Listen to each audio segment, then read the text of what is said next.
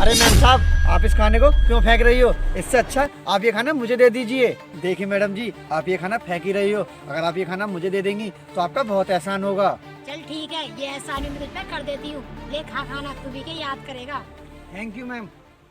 करण, तू भी एक काम कर, तू भी इसको ही अपना लंच दे दे। हाँ नेहा, तुम सही कह रही हो। रेसिपी से खाने का मेरा मन नहीं था। ये खाना हम इसी को देते हैं और हम कैंटीन में चलकर खाएंगे। ठीक है करण। लो ये इसे दे दो।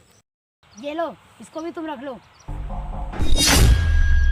वैसे भी तूने इतना अच्छा लंच अपनी जिंदगी में कभी नहीं खाया होगा। इसे पेट भरकर खा लेना। Thank you sir. Thank you ma'am साहब। ठीक है, अब हम भी कैंटीन में चलकर खाते हैं। कहाँ गया ये? कल तो यहीं पर था। अरे वो रहा। ओए, हाँ।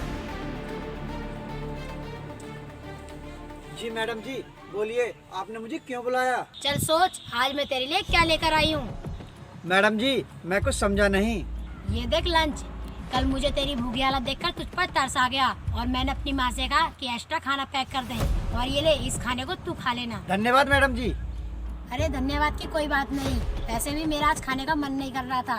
वैसे भी पास में रेस्टोरेंट खुला है, हम उसमें जाकर खाना खाएंगे। और तुझे पता है, मैंने अपने ऑफिस के सारे एम्प्लॉय से भी बोल दिया है कि वो अपने बचे हुआ खाना तुझे दे दे। इससे तेरे पास खाने की अलग अलग वैरायटी भी हो जाएंगी, है ना?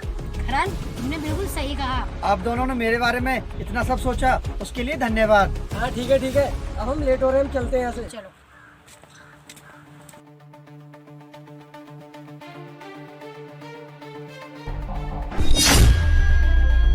सुनो बच्चों, आज से तुम्हें भूखा रहने की कोई जरूरत नहीं है। अब तुम्हें रोज खाना मिलेगा। ये लो खाना बच्चों।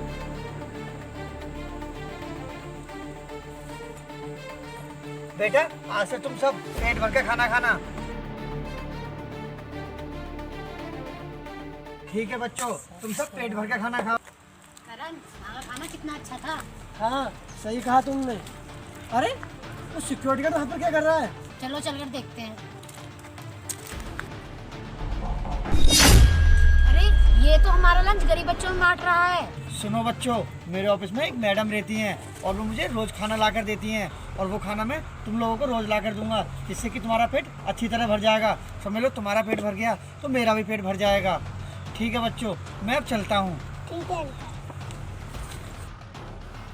देखा तुमने, ये तो बहुत नेक काम कर रहा है और हमने इसको इतना भला बुरा कहा और हमने इसका मजाक उड़ाया। सच में हमने इसके साथ बहुत गलत किया। मुझे नहीं पता था कि हमसे लंच इसलिए लेता है। मुझे तो लगा था ये गरीब है। मैंने सोचा इसके घर में दिक्कत होगी, इस वजह से ही हमसे लंच लेता है। चलो चलते हैं। अरे रमेश, रुको। रमेश, तुम आकर क्या कर रहे थे? वो मैडम जी, मुझे माफ़ कर देना। वो आपका बचा हुआ खाना था ना, वो मैं इन गरीब बच्चों में बांट देता हूँ।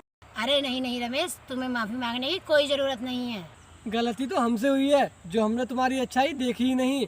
तुम तो बस खाना बर्बाद होने से बचा रहे थे और अनाथ बच्चों का पेट भी भर रहे थे। इससे अच्छी बात भला और क्या होगी? सर, वो क्या है ना, ये गरीब बच्चे मेरी बस्ती में रहते हैं और इनका इस दुनिया में कोई नहीं है। और तो और ये 2-2 दिन तक भूखे रह जाते हैं। और मैंने देखा कि आप दोनों लोग अपना बचा हुआ खाना डस्टबिन में डाल रहे थे, इसलिए मैंने वो खाना मांग लिया ताकि वो गरीब बच्चे अपना पेट भर सकें।